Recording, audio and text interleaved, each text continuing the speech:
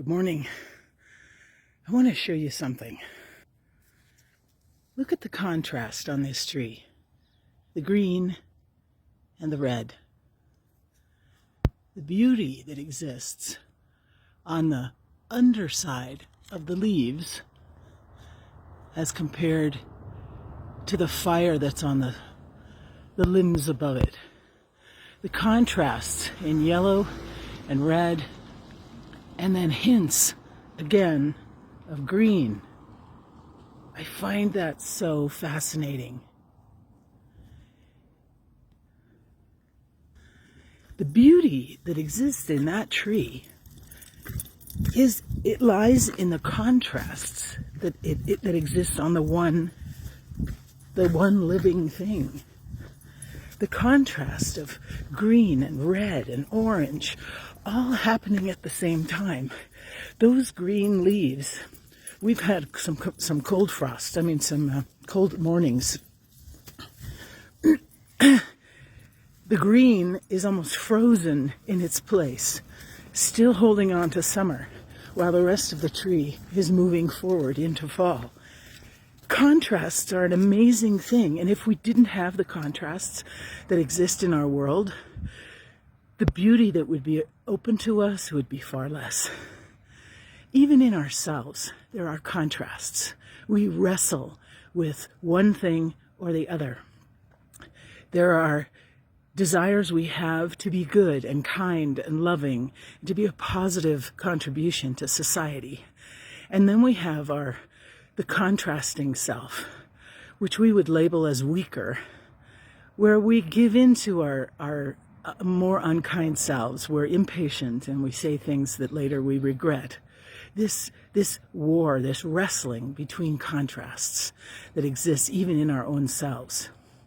Instead of wishing it away, instead of wishing that I were only good, that there was no contrast of darkness to my light, let's remember that tree.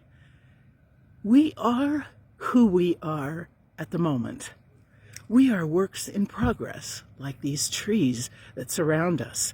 The beauty of what fall is doing, and morning light, what morning light does to the beauty around us. If we were all yellow at the same time, or all red at the same time, no big deal, no beauty.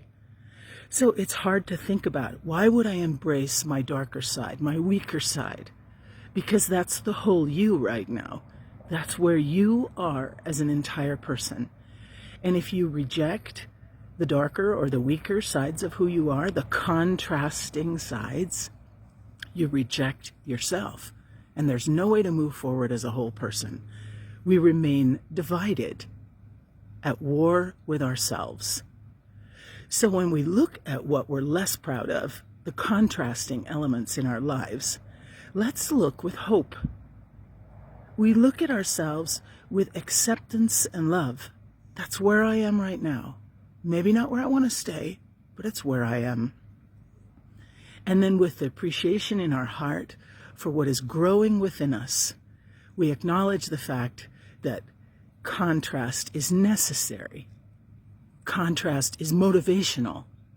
It helps us to stay aligned, to stay on track. But don't reject the parts of yourself that you're less proud of. Keep your heart open to all of you. And if you're a person of faith, then you know that the divine can do something with that, with our acceptance, our loving acceptance of ourselves. Be aware of contrasts in your own life today. If it helps you to make lists, because for some people it does, then do that. Mark down the things that you're more proud of and the things you're less proud of. And don't reject the weak. Keep your heart open to all of you, to the whole self. And be amazed at the beauty that can be existing in your life, and also the good that you can do by accepting those.